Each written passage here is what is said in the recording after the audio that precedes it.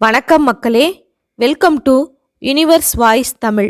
இன்று நாம் காண இருப்பது சூடிக் கொடுத்த சுடற்கொடியாள் ஆண்டாள் நாச்சியார் இயற்றிய திருப்பாவை பாடல் 19. ஆண்டாள் பிராட்டியார் தாம் இயற்றிய இந்த 19ஆம் பாடலில் கண்ணனையும் நப்பின்னையையும் நோக்கி பேசுவதாகவே அமைந்துள்ளது. நாங்கள் உன்னையே கதி என்று வந்துவிட்டோம்.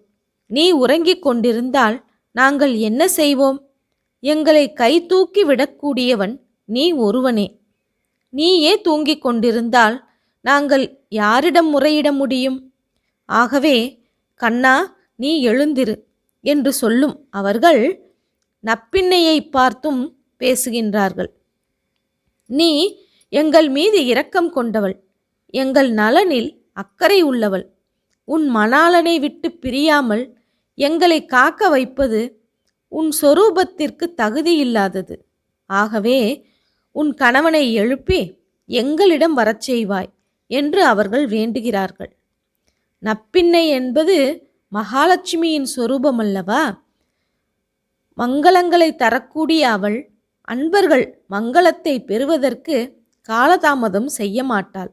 அது அவளுடைய இயற்கை சுபாவத்திற்கு முரண்பட்டது என்பது இந்த பாசுரத்தின் உட்கருத்தாகும். இப்போது பாடலை பார்ப்போமா? நப்பின்னையாரே, உன் குணத்திற்கு பொருந்தாது என்கிற ரீதியில் இந்த பாடல் அமைந்துள்ளது.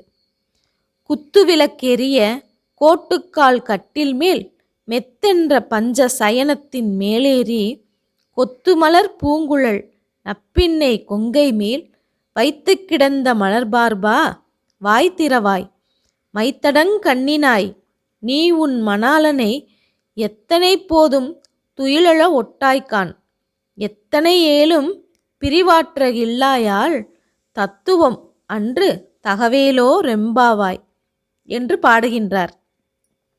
இந்த பாடலின் விளக்கம் என்ன தெரியுமா? குத்துவிளக்கு எரிகிறது.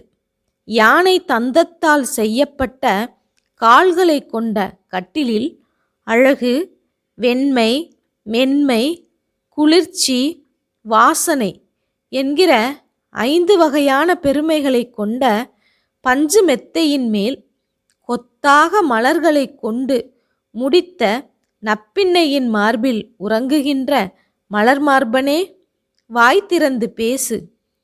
மைத்தீட்டிய பெரிய விழிகளை உடையவளே, நீ உன் மணாளனை எவ்வளவு நேரமானாலும் தூக்கத்திலிருந்து எழுப்ப மாட்டேன் என்கிறாய்.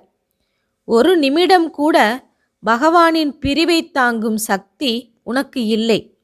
அது உன் கருணையே வடிவான சொரூபத்திற்கும் உன் குணத்திற்கும் பொருந்தாத செயலாகும் என்கிற இந்த பொருளில் இந்த பாசுரம் அமைந்துள்ளது.